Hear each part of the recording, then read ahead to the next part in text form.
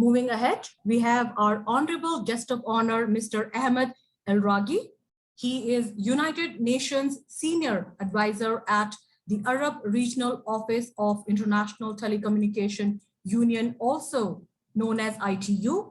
A small introduction of Ahmed. Ahmed is responsible for managing the full life cycle of assigned regional initiatives and the operational plan in the Arab region, with the aim to strengthen ITU's role and position within the UN Sustainable Development Group. The stage is all yours, Mr. Ahmed Elraghy, for the next 10 minutes. Thank you a lot, Bridget. First of all, I would like to thank you all for inviting ITU for this meeting. Is my voice clear and for your end? Yes, your voice is absolutely clear. Thank you a lot. Excellencies, ladies and gentlemen, it's my pleasure to be joining you today in QATAR Hybrid Cloud and Cybersecurity Summit. And I would like on behalf of Mr. Ahmed Al-Ragi, ITU Regional Director for the Arab State, to welcome to you all to this event, and would like to thank the organizers for inviting ITU for this event. Ladies and gentlemen, as you all know, COVID-19 has thrown a spotlight on connectivity and the need for resilient digital infrastructure. It has also been an accelerant for digital transformation. Digital is the future of development. It cuts across every sector of economy, and we must make sure it is secure. Many countries that have embraced the digital transformation journey are launching strategies, initiatives to improve connectivity, leverage the benefits of ICT, and increase efficiency. Today, we find ourselves at a critical point, trying to leverage the transformation power of ICT, economic growth, and social development. While at the same time, rapidly evolving cyber risks threaten the confidentiality, integrity, and availability of ICT infrastructure, of ICT services. People's trust and confidence in the use of ICT are eroding due to the cyber insecurity. These concerns have certainly been highlighted during the COVID pandemic. Cybercrime could cost the world more than $10 trillion a year by 2025. Studies stated that, which would represent the greatest transfer of economic wealth in the history. Financial institutions, tech companies, hospitals, government agencies, and every other sector are investing in cybersecurity and in infrastructure level and services level. This is to protect their businesses, practices, and the million of customers that trust them with their data. I would like to share with you today some main priorities area that could support the development of cybersecurity in the national level and even in the global level. And let me share with you a very brief presentation for this regard.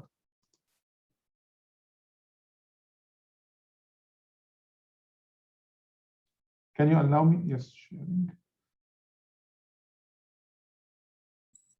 Naveen, if you could assist Mr. Elraghy.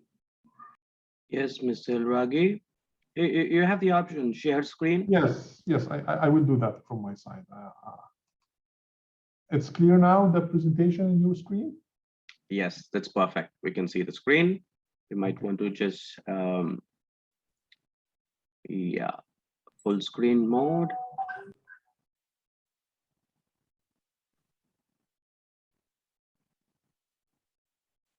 Yeah, if you could click on the presentation. Yeah, now this is perfect. Thank you very much. Yes, it's clear now for your side? Yes, it is. Okay, thank you a lot. And as I mentioned, I would like to highlight priorities areas that could help in a very efficient way countries, government, and stakeholders to develop cybersecurity at national level and also in a global level. And let me start to introduce quickly the 5 priority areas: instant response capabilities, cyber engagement and awareness, cyber capacity development, national cybersecurity strategy, and cyber inclusion. I will tackle everyone very quickly. For the area related to the cyber assessment and cyber implementation and establishment, it's major and important for the development of the cybersecurity on the national level to have a CERT, computer emergency response team that's responsible of the implementation and the instant response for the cyber risks. ITU working very closely with membership to support them to develop their cybersecurity team, the CERT team. This is in two main levels: the assessment level, the level of be very clear about the requirement, the capacity building, the infrastructure for the implementation of the CERT, and the second level, the implementation itself after the design. So we go for the implementation process of the CERT. We supported many government and many member states for the implementation for the national CERT. The second level, the second important issue in the regard of the implementation of CERT in the cyber drills. It's enhanced cybersecurity capacity and give awareness, the capability, international cooperation, engagement with all the stakeholders in the national and regional and international level to combating the cyber threat and working together in teams, even in the national level and the global level, to working together very close for support each other for instant response for cyber threats. The second area is the cyber engagement and awareness. And in this regard, ITU is delivering one of the very important indexes in this regard, the GCI, Global Cybersecurity Index. And this index supports all stakeholders, especially the government, to assess their capabilities on the cybersecurity domain. This index measuring the country capabilities in five areas: the legal level, the technical level, organizational development, capacity development, and international cooperation. In this GCI, you can see your, as I mentioned, your capabilities. First version released in 2015, and there is till now 3 editions. The last one released last June to all member states. And in this regard, I would like to highlight a very high capable score for the government of Qatar in this regard. If I remember, they ranked number 6 on the regional level, on the Arab state level, and 23 on the global level, with a very capable score, about 94 out of 100, which is representing a very capable cybersecurity capabilities on the national level.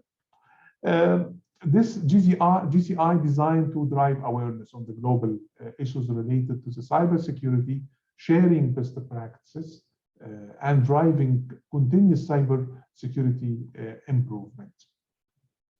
The third level for developing on the cybersecurity is the cybersecurity capacity development. And in this regard, there is 4 main important activities that should be implemented.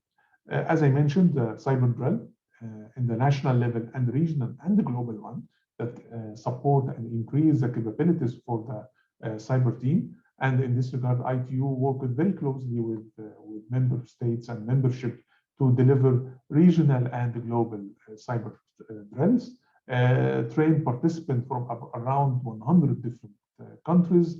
We deliver technical and non-technical training session. Also, high-level cyber security simulation. This is regarding run cyber attack scenarios. This is during the cyber drill, and also specific training programs and handbooks and training session for the cybersecurity team. Cybersecurity is one of the very advanced technology field. It needs to be updated, to be very close to the market, very close to the community of the cybersecurity. So capacity development in this domain is very critical and very crucial. The fourth one is the National Cybersecurity Strategy, and it's a critical and crucial product and component of the development of the cybersecurity in the national and the global level. And ITU supporting membership in developing cybersecurity strategy. We have a model or cybersecurity strategy model delivered for our membership, supporting cybersecurity agencies to understand the main component, the main pillars for the cybersecurity strategy, and getting the best practices of the implementation of the cybersecurity strategy. The National Cybersecurity Strategy Assessment from our side, as I mentioned, there is a model for the cybersecurity strategy, and also we deliver training and deliver tools for the cybersecurity strategy implementation.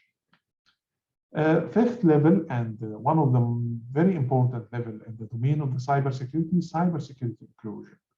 Cybersecurity is related to everyone of the community. All people is linked to the cybersecurity. All of us is could be in a sort of cyber threat or cyber attack. So ITU focus our work to target the marginalized communities in the cybersecurity domain. First of all, our young children. This is through national supporting countries to develop national child online protection strategy and guidelines to offer relevant information targeting children, parents, educator, industry, and policy makers. Also, we supporting the women in the domain of the cybersecurity by mentoring program for the women, starting to have a sort of champions women in this domain, trying to spotlight this sort of activities from women in the domain of the cybersecurity. Many studies highlighted that there is only 11% of cybersecurity professionals are women, which is a very low level of penetration. So we're working with our stakeholders, with the government, with the technology provider, to trying to increase this level of involvement of women in cybersecurity domain. And as I mentioned, by sort of mentoring program and starting to try to deliver capacity development sessions for ladies and girls in the domain of cybersecurity. In the youth level, we targeting also to attract youth to the domain of the cybersecurity. Also, I would like to highlight that about 3 million are the gap needed and the demand needed in the cybersecurity professionals in this domain. And also, I would like to highlight that